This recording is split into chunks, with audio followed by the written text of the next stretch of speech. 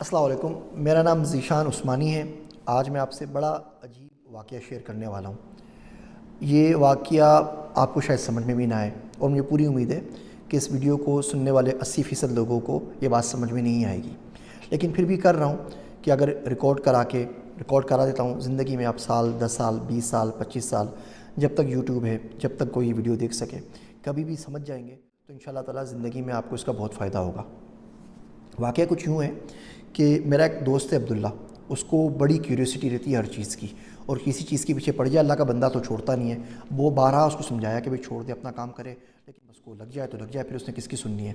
تو اس نے اخبار میں ایک نیوز دیکھی کہ ایک بارش بزرگ ہیں، تقریباً 78-80 سال کے، رکشہ چلاتے تھے، اور انہوں نے رکشہ میں پیچھے کوئی سواری تھی، 15-16 سال کی کوئی لڑکی تھی، اس کے ساتھ کوئی بدتمیزی کرنے کی کوشش کی، تو لوگوں نے پکڑ لیا، پکڑ کے ان کے کپڑے شپڑے پھاڑے، ان کو مارا، منہ شو کالا کیا، اور ان کو جا کے تھانے میں جمع کروا دیا۔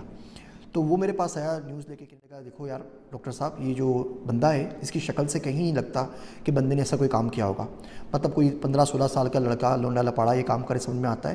یہ تقریباً 80 سال کے بارش بزرگ آ رہے ہیں، سجدے کا نشان ہے پیشانی کے اوپر، یہ ہوا کیا ہے کچھ سمجھ میں نہیں آ رہا۔ تو میں کہا بھائی میں تھوڑی جانتا ہوں، مجھے کیا پتہ، جان چھوڑ اس کی۔ کہہ رہے نہیں جی مجھے معلوم کرنا ہے۔ خیر اس نے فون شون لگائے، اس کے ایک دو دوست ادھر ادھر پولیس میں نکل آئے، وہ جیل میں بابا جی کے پاس پہنچ گیا، تو ان سے دوستی کی، ان سے بات چیت کی، تو مجھ سے پوچھا کیا ہوا، تو کہہ رہے میں تو بڑا خوش ہوں، میں تو اللہ کا شکر ادا کر رہا ہوں کہ کام ہو گیا۔ بولے حضرت کیسی بات کر رہے ہیں آپ، اتنی رسوائی ہو گئی، منہ کالا ہو گیا، اخباروں میں نام آ گیا، بریکنگ نیوز چل گئی، آپ خوش ہیں؟ تو کہہ رہے ہاں اس دن کا انتظار تھا مجھے پچھلے 53 سالوں سے۔ تو بولے 53 سالوں سے آپ کو انتظار تھا، مطلب کیا بات کر رہے ہیں آپ، کیا ہوا ہے؟ تو کہنے لگے کہ جی میں لڑکا سا تھا، ہم لوگ پشاور کے ایک نوائی گاؤں میں رہتے تھے، میرے باپ کے پاس کہیں سے پیسہ آیا تو انہوں نے ہمارا گھر بڑا بنا دیا، تو ہمارا 2 منزلہ گھر ہو گیا، اور آس پاس میں جتنے بھی گھر تھے وہ سب 1 منزلہ۔ میری عمر کوئی زیادہ نہیں تھی، 18 19 20 21 سال کی میری عمر تھی، وہ اس قسم کی عمر ہوتی ہے شرارتوں کی۔ تو میرا محبوب مشغلہ بن گیا کہ میں چھتوں پہ چڑھ کے باقی لوگوں کے گھر میں جھانکتا تھا۔ اب سب غریب لوگ تھے تو وہ ایک کمرے کے اوپر چھت ڈال دیتے تھے، باقی بڑا سارا صحن ہوتا، واش روم ہوتا، تو اس پہ کوئی چھت نہیں ہوتی تھی، بس میں لوگوں کو دیکھتا رہتا تھا کہ وہاں پہ کسی طرح دیکھوں۔ کچھ عرصے بعد ہمارے محلے میں گھر کے سامنے کوئی نئے لوگ آئے، تو اس میں ایک بچی آئی، تو اس کی آنکھیں بڑی اچھی تھیں۔ اب میں آنکھیں دیکھ کے بالکل اس کے اوپر، وہ عمر بھی ایسی تھی، بالکل فریفتہ ہو گیا کہ کیا خوبصورت ہوگی، لیکن وہ بچی جو تھی پورا کا پورا وہ برقع کرتی تھی، نقاب لیتی تھی، ہاتھ میں دستانے، پاؤں میں بھی موزے، تو کچھ بھی نظر نہیں آتا تھا، تو مجھے بڑی تمنا تھی۔ خیر ایک دن میں چھت پہ چڑھا تو دیکھا کہ وہ سامنے صحن کے اندر ٹہل رہی ہے۔ اب میری تو لاٹری لگ گئی کہ جی یہاں تو میں نے اس کے زندگی میں کبھی ناخن بھی نہیں دیکھا، آج یہ ساری کی ساری میرے سامنے موجود ہے۔ تو کہ لگا میں آرام سے اس کو دیکھتا رہا، ایک دم سے اچانک اس کی نظر میرے پہ پڑ گئی، تو بالکل وہ بیچاری شرم کے ہمارے پتھر کی بن گئی۔ اس سے کچھ نہیں بولا، لیکن میں نے اس کی آنکھ میں موٹے موٹے آنسو دیکھے۔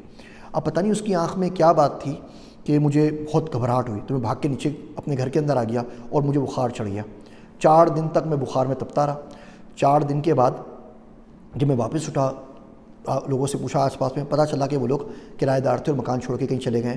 اس دن کے بعد سے مجھے لڑکی نہیں ملی، لیکن میرے دل میں ڈر بیٹھ گیا کہ اس بندی نے مجھے خاموش بددعا دی ہے، اور یہ ایک نہ ایک دن اپنا اثر ضرور دکھائے گی۔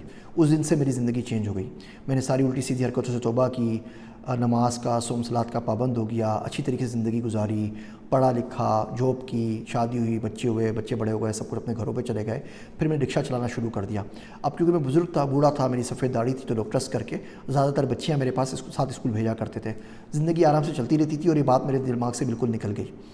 پھر ایک دن اچانک کیا ہوا کہ یہ لڑکی آئی، یہ بھی کوئی 15-16 سال کی بچی تھی، 9ویں کلاس کی، لیکن پتہ نہیں جب یہ رکشہ میں آ کے بیٹھتی، میں بیک میرر میں اس کو ضرور دیکھتا، اور میں خود اپنے آپ پہ کنٹرول نہیں کر پاتا۔ تو ایک دن میں اسی طرح لے کے جا رہا تھا اس کو، اس کی ساتھ والی سہیلیاں نہیں آئی، اکیلی تھی، تو میں نے راستے میں رکشہ روک دیا۔ اس سے پہلے میں کچھ کرتا، لڑکی نے شاید گھر میں شکایت کر دی ہوگی کہ یہ مجھ پہ آواز مارتا ہے یا مجھے پیچھے سے دیکھتا ہے، تو اس کے رشتہ دار وغیرہ آ گئے، انہوں نے مجھے پکڑا، اور میں اس طریقے سے جیل میں آ گیا۔ تو کہہ رہے ہیں یہ بددعا تھی جو 53 سال پہلے میری طرف چلی تھی، لگی نہیں تھی، اس کا 53 سال سے میں انتظار کر رہا تھا، اور اگر ابھی نہیں لگتی تو آخرت میں میرے ساتھ بہت برا ہوتا۔ تو میں تو اللہ کا شکر ادا کر رہا ہوں، جو کچھ ہونا تھا یہاں پر ہو گیا، اب کم سے کم سکون سے مر سکوں گا۔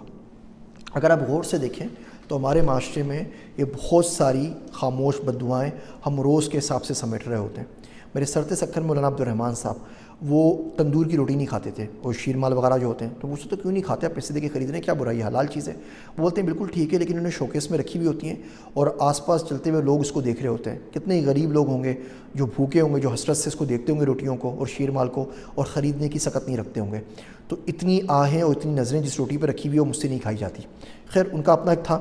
ایک دن میں نے ان سے پوچھا کہ مولوی صاحب اپنی ساری دعائیں سکھاتے ہیں، موٹی سی کوئی بددعا مانگیں، سکھائیں مجھے نا، کبھی کبھی لوگ بہت تنگ کرتے ہیں اور دل چاہتا ہے کہ بددعا دوں کہ ان کا بیڑا غرق ہو، کیا کروں؟ تو ہنسنے لگے۔ پھر انہوں نے مجھے بولا کہ بیٹا چپ سے بڑی بددعا کوئی نہیں ہے، جب بندہ بولتا رہتا ہے نا تو قدرت خاموش ہو جاتی ہے، جب بندہ خاموش ہو جائے نا تو پھر قدرت بدلا لیتی ہے، وہ بہت باریک پیستی ہے، ٹائم لگتا ہے آرام سے لیکن پیستی بہت باریک ہے، تو چپ سے بڑی بددعا کوئی نہیں ہوتی۔ ہم لوگ چلتے پھرتے اسپیشلی پاکستان میں جگت بازی کے، چھیڑنے کے، لوگوں کو مزے لینے کے عادی پڑ گئے ہیں۔ یہ ٹک ٹاک نے بیڑا غرق مار دیا ہماری قوم کا۔ وہ بچہ جو بولے کہ اپنے پرسنل ڈیولپمنٹ میں کام کر رہا ہے اور اس کو اپنی پرواہ ہے اور روز کے 2-4 گھنٹے ٹک ٹاک بھی دیکھتا ہے، اس کے موبائل فون میں ٹک ٹاک انسٹال ہے، تو اس کی بات ماننے کو میں سرے سے تیار ہی نہیں ہوں کہ اس شخص کو کم سے کم باقی کسی کی پرواہ ہے، یعنی اپنی پرواہ تو کم سے کم اس کو نہیں ہے۔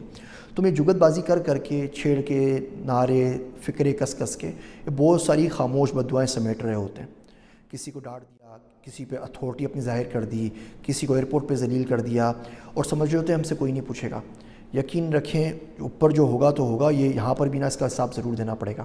وہ شاعر کہتا ہے عدل و انصاف نہیں حشر کے دن پہ موقوف، زندگی خود بھی گناہوں کی سزا دیتی ہے۔ تو میں بھی جب سے واقعہ سنا ہے میں بھی سوچ رہا ہوں، آپ بھی سوچئے کہ زندگی میں کتنی خاموش بددعائیں جمع کی ہیں۔ یاد رکھیے کسی دن کوئی ایسا شخص آپ کی زبان کے نیچے آ گیا نا جس کا اللہ کے سوا کوئی نہیں ہے، تو جانماز پہ آ کے بیٹھ جائے گا، اس کے پاس تو کچھ اور ہے نہیں نا، وہ اپنی آہوں کے حصار میں آپ کی دعائیں راکھ کر دے گا۔